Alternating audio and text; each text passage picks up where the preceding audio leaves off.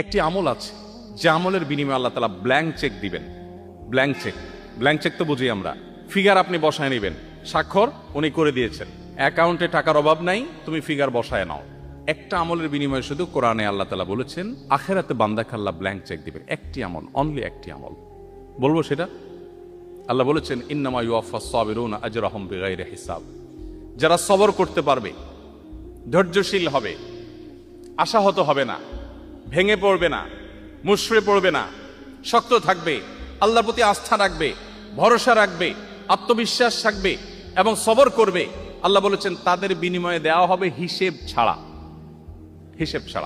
আপনি যদি ইসলামে আসেন, আপনি যদি ইসলামটাকে বোঝার চেষ্টা করেন, আপনি যদি ইসলামটাকে মানার চেষ্টা করেন, তখন আপনার ক্যারিয়ারটাকে আপনি দারুণভাবে এনজয় করবেন। আপনার প্রমোশন হলো না, ক্যারিয়ারে আপনার প্রমোশন হলো না, আপনি খুব সৎ অফিসার কিন্তু প্রমোশন হলো না। বেঈমানের কাছে কোনো সান্ত্বনা আছে? যার আখিরাতের প্রতি বিশ্বাস নেই তার কাছে কোনো সান্ত্বনা আছে? আমি একজন সৎ মানুষ বাট প্রমোশন হয় নাই, মানে এর চেয়ে বড় ট্র্যাজেডি আর কি হতে পারে? আপনার কাছে তো এর চেয়ে কষ্টের কিছু, আপনি শেষ হয়ে যাবেন ভিতরে ভিতরে কুরে কুরে। তার কোনো সান্ত্বনা আছে? তো ইমানদারের সান্ত্বনা আছে না নাই? আছে না নাই? আমার টার্গেট ছিল আমি প্রশাসনের সর্বোচ্চ লেভেলে যাব, আমি পড়াশোনা করে ভালো একটা জায়গায় যাব, যে আমি দুর্নীতিকে জাদুঘরে পাঠাবো, এদেশে মানুষের মুখে হাসি ফোটাবো, আমি অপ্রশাসনের বিরুদ্ধে সংগ্রাম করব, আমি সমাজে উদাহরণ হব, আমি মানুষের জন্য কাজ করব।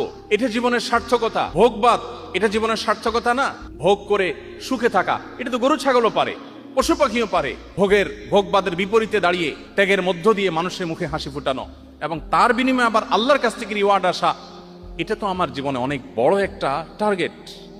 এই টার্গেট যদি আমি ফুলফিল নাও করতে পারি, আমার প্রমোশনই হলো না, চাকরিটাই হলো না, জায়গা মতো যেতেই পারলাম না, ইমানদারের সান্ত্বনার জায়গা হলো নবীজি বলেছেন মান হাম্মা বিহাসানাতিন ফালাম ইয়ামালহা। কেউ যদি কোনো ভালো কাজ করবার সংকল্প করে কিন্তু করতে না পারে, আল্লাহ তাআলা তাকে ওই কাজটা করার যেহেতু ইচ্ছার কোনো ত্রুটি ছিল না, কিন্তু সে পারে নাই, তার প্রমোশন হয় নাই, তার চাকরিটা হয় নাই, ব্যাটে বলে হয় নাই, তার স্বপ্ন ছিল, তার ইচ্ছা ছিল, ইচ্ছাতে কোনো খাদ ছিল না, সে সঠিক সিদ্ধান্ত গ্রহণ করেছে বাট হয়ে ওঠেনি। নবীজি বলেছেন কুতিবাত লাহু হাসানা। সে যা নিয়ত করেছে ওটা নিয়ত করে করলে যা সওয়াব পেত, নিয়ত করে সেটা করতে না পারলেও আল্লাহর কাছে সমপরিমাণ সওয়াব লাভ করবে। আপনি যদি মুসলিম হন, আপনার জীবনে প্রমোশন না হলে, চাকরি না হলে আপনি সান্ত্বনা খুঁজে পাবেন। চাকরি হয় না তাতে কি সব এক চুলও কম হবে না, আল্লাহ আমাকে পাই করে দিবেন, ঘোষণা দেওয়া আছে, কারণ আমার ইচ্ছা কোনো ত্রুটি ছিল না।